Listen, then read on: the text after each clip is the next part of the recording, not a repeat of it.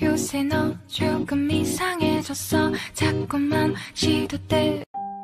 Saya siapa?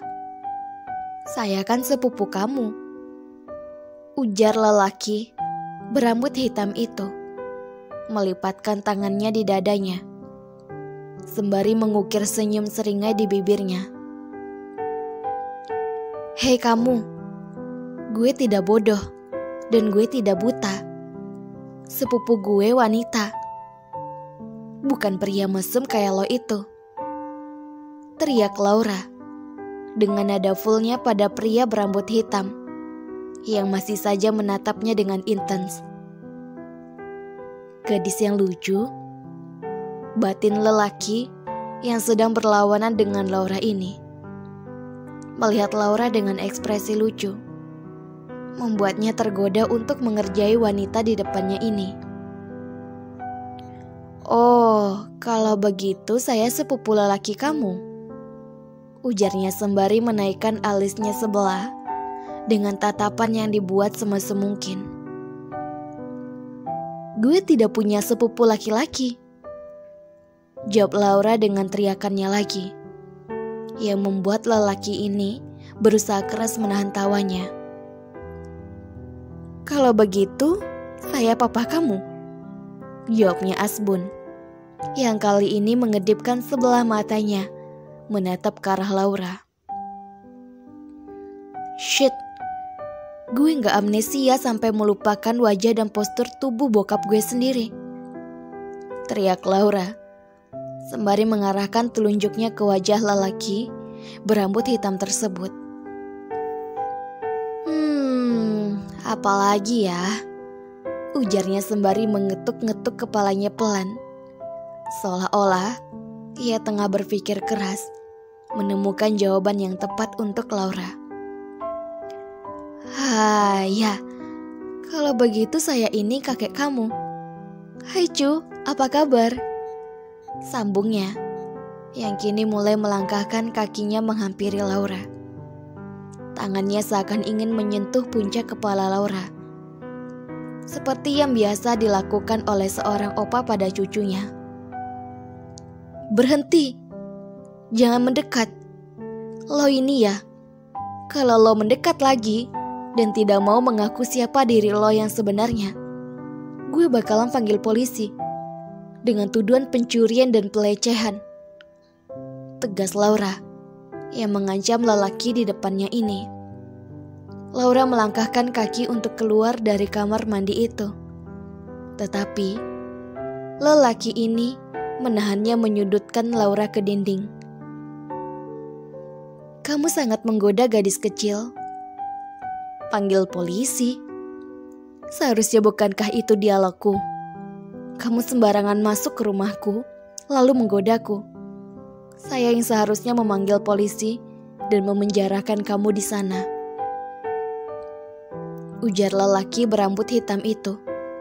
Ia menyentuh wajah Laura dengan jari telunjuknya, kemudian memegang dagu Laura agar mendongak melihatnya. Jadi ini rumah lo? Ujar Laura dengan nada gugupnya, memastikannya kembali. Padahal Laura mengira alamat yang diberikannya tidaklah salah. Lelaki itu menunjukkan sebuah bingkai foto dirinya di dalam kamar mandinya kepada Laura. Ini foto lo? Ujar Laura lagi tidak percaya bahwa dirinya sangatlah malu karena sudah memaki-maki pemilik kamar mandi dan kamar mandinya. Laura menelan salivarnya susah payah, sembari mengerjapkan matanya cantik. Laura masih saja tidak percaya, padahal foto di bingkai itu sangat mirip dengan lelaki yang di sampingnya ini. Sepupumu tidak mungkin kan memajang fotoku di kamar mandinya?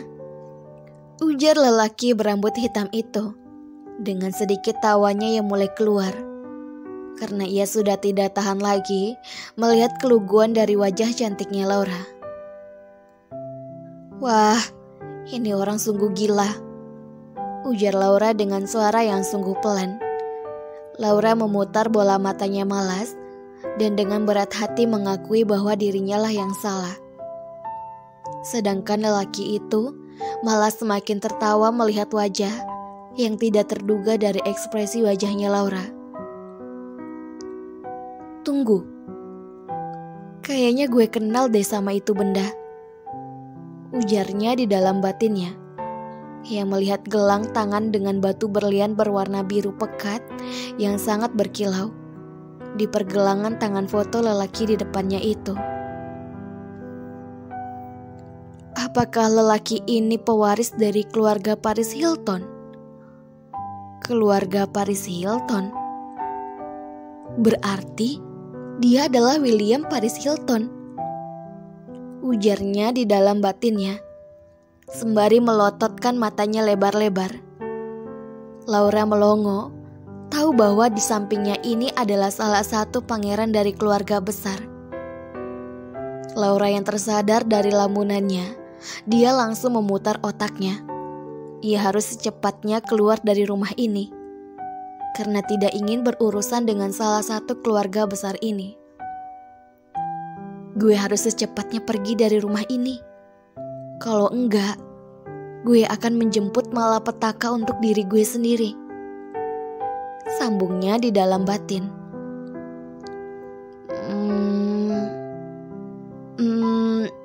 Gue minta maaf ya.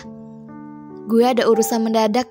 Sampai jumpa, ujar Laura, bergegas melalui William yang sudah bertengger gagah di depan pintu kamar mandinya.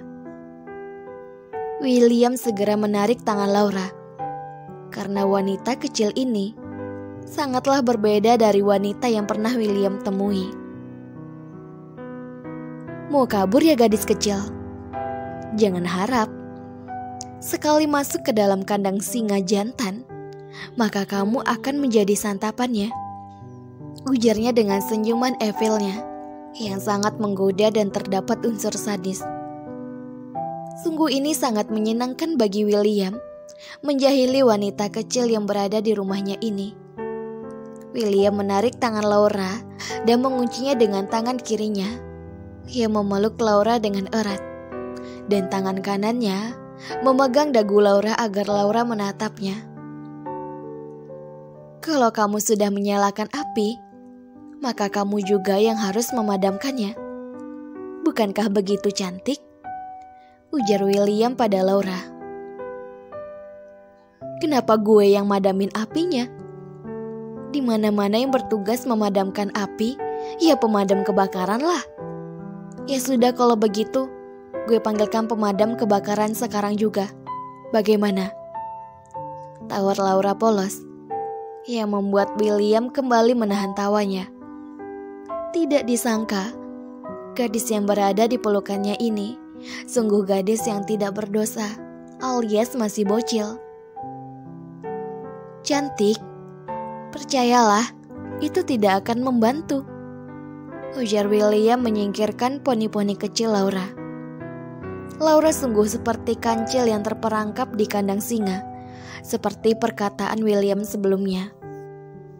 Lihat, ada cincorang lagi dansa, ujar Laura spontan, membuyarkan situasi yang menyesakkan bagi Laura. Ia menunjuk ke arah belakang William. Antara polos dan bodohnya, William menengok ke arah belakangnya. Masih tidak bisa berpikir bagaimana caranya cincorang dansa berada dalam kamar mandinya. WKWK, mereka berdua kayaknya seimpas deh. Masih sama-sama polos, tapi yang lelakinya berlagak menjadi lelaki sejati. Laura langsung menggunakan kesempatan emas ini untuk melarikan dirinya dari William. Hai kecil, berhenti kamu. Jangan kabur. Kamu harus bertanggung jawab sekarang juga, teriak William. Tetapi dibalas dengan juluran lidah oleh Laura, yang tidak ingin mengikuti perintah William untuk berhenti. Laura mengukir senyum di bibirnya.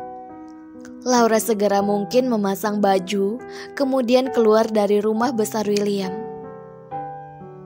Sungguh menarik dan lucu sekali gadis kecil itu. Saya rasa kita akan bertemu kembali, gumamnya dengan senyum manisnya yang membiarkan gadis kecil itu keluar dari rumahnya.